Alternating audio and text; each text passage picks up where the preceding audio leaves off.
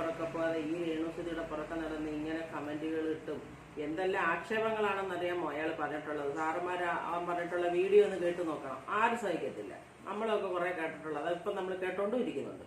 ഒരു സ്ത്രീയെ കുറിച്ച് ഇങ്ങനെയൊക്കെ മോശമായി പറയാനേ അവന്റെ അപ്പച്ചിയുടെ മോളാണ് അവളങ്ങനെ നടക്കുന്നുണ്ട്. അവനിങ്ങനെ സംസാരിക്കാൻ ആണോ? അത് അവനെ വിളിച്ചൊന്ന് രണ്ട് വരട്ടി എന്തെങ്കിലും ഒന്ന് പറയുകയോ ചെയ്യാതെ അവരെ പരാതി പോലും സ്വീകരിക്കാതെ അവരെ ആട്ടി ഇറക്കി വിട്ടത് ഒട്ടും ശരിയായില്ല.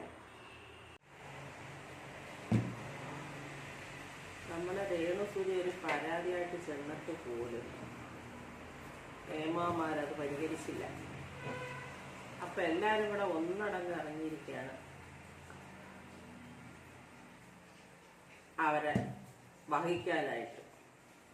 ആ ഒരു പരാതി അവിടെ മേടിച്ച് വെച്ചിട്ട് ആ പരാതിക്കാരനെ കൂടെ വിളിച്ച് രണ്ട് വഴക്കൊക്കെ പറഞ്ഞിരുന്നെങ്കിൽ അവർക്കൊരിച്ചിരി ആശ്വാസം കിട്ടിയാണ്.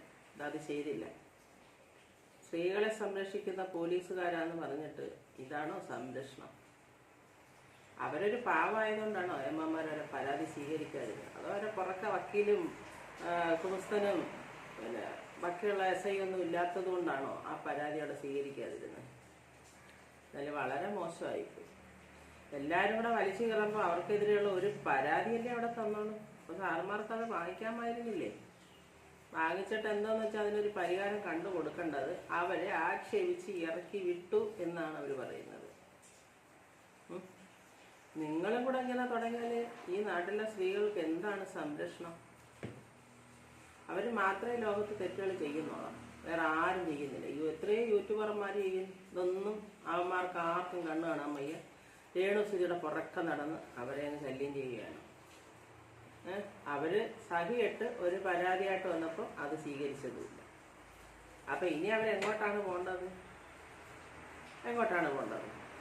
അവരെ ഈ ആൾക്കാർ മൊത്തം കമന്റ് ഇടുകയും അവരെ ഈ ആവശ്യമില്ലാതെ അനാവശ്യങ്ങൾ പറയുകയും ചെയ്യുമ്പോൾ നമ്മളെ നിയമം അനുസരിച്ച് നമ്മളൊരു പരാതി പോലീസ് സ്റ്റേഷന് കൊടുക്കുക എന്നുള്ളതാണ് സത്യം. ആ പരാതി അവിടെ കൊണ്ടുവന്നപ്പോൾ അത് വാങ്ങിക്കാനോ അല്ലാതെ അവരെ ആശ്വസിപ്പിക്കാനോ ഒന്നും നിൽക്കാത്ത പോലീസുകാര് ഇനി അവർക്ക് എന്താണ് സംരക്ഷണം? ഇനി അവരെ ഒരുപാട് ആൾക്കാർ കയറി അഴിച്ചു കീറുകയല്ലേ ചെയ്യത്തുള്ളൂ. ഇതൊന്നും ശരിയല്ല. ഇപ്പൊ നമ്മളെ റോഡിൽ പോകുന്നു, ആരെങ്കിലും എന്തെങ്കിലും ഒന്ന് കമന്റ് പറയുകയോ അല്ലെങ്കിൽ ആക്ഷേപിക്കുക അല്ലെങ്കിൽ കൈക്കറി പിടിക്കുക അല്ലെങ്കിൽ എന്തെങ്കിലും ഒന്ന് കാണിക്കുകയോ ചെയ്യുമ്പോൾ നമ്മൾ ഓടി വരുന്നത് എവിടെ? പോലീസ് സ്റ്റേഷനിൽ. ആ വരുമ്പോൾ ഇങ്ങനെയൊക്കെ കാണിച്ചാൽ എങ്ങനെ ശരിയാവും? പിന്നെ എന്താണ് സ്ത്രീകൾക്ക് സംരക്ഷണം? ആരാണ് സംരക്ഷണം? സംരക്ഷിക്കേണ്ടുള്ളവർ ഇങ്ങനെയൊക്കെ തുടങ്ങിയാൽ അവർക്ക് എന്താണ് ഒരു സംരക്ഷണം ഉള്ളത്? ഒരു ഭർത്താവ് പോലും ഇല്ലാത്തവര് ആകെ ആശ്രയിച്ചത് പോലീസ് സ്റ്റേഷനിലാണ്. അവര് ഇത്രയൊക്കെ കമന്റുകൾ ഇട്ടിട്ട് അവരെ ഒരു മനുഷ്യരെ കൊണ്ടോ വേറെ വല്ലവരുമായിരുന്നെങ്കിൽ കൂലിക്ക് ആളിനെ ഇറക്കി തല്ലിച്ചേനെ. അതൊന്നും ചെയ്യാതെ അവരൊരുപാട് സഹിച്ച് ക്ഷമിച്ചു ഇരുന്നിട്ട് അവസാനം ഒരു പരാതിയായിട്ട് വന്നപ്പോൾ അത് ഇങ്ങനെയായി. മഞ്ജു ചേച്ചിയും ജഗദീഷ് ചേട്ടനും ഒക്കെ വന്ന് സംസാരിക്കുന്നുണ്ട്. അവരുമൊക്കെ ഇതേ കണക്ക് അഭിനയിക്കുന്ന ആളുകൾ. അവർക്കറിയാം അവർ ചെയ്യുന്നത് തെറ്റല്ല, ഇത് അഭിനയമാണെന്ന് അവർക്ക് നല്ലതുപോലെ അറിയാം. അതുകൊണ്ടാണ് അവർ അതിൻ്റെതായ രീതിയിൽ വന്ന് സംസാരിക്കുന്നത്. അവരഭിനയിക്കുന്നത് അത് വലിയ തെറ്റാണെന്നൊന്നും തോന്നുന്നില്ല. അത് ഈ ലോകത്ത് എത്രയും ആൾക്കാർ അഭിനയിക്കുന്നു. ആരുടെയും പുറക്കെ പോകാതെ ഈ രേണുസുതിയുടെ പുറക്കെ നടന്ന് ഇങ്ങനെ കമന്റുകൾ ഇട്ടും എന്തെല്ലാം ആക്ഷേപങ്ങളാണെന്നറിയാമോ അയാൾ പറഞ്ഞിട്ടുള്ളത്. സാറുമാർ അവൻ പറഞ്ഞിട്ടുള്ള വീഡിയോ ഒന്ന് കേട്ട് നോക്കണം. ആരും സഹിക്കത്തില്ല. നമ്മളൊക്കെ കുറെ കേട്ടിട്ടുള്ളത് അതിപ്പം നമ്മൾ കേട്ടോണ്ടും ഇരിക്കുന്നുണ്ട്.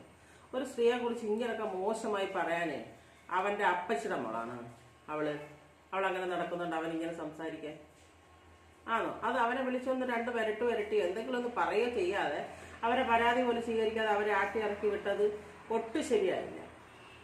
എനിക്കിത്രയൊക്കെ പറയാനുള്ളൂ. ബൈ.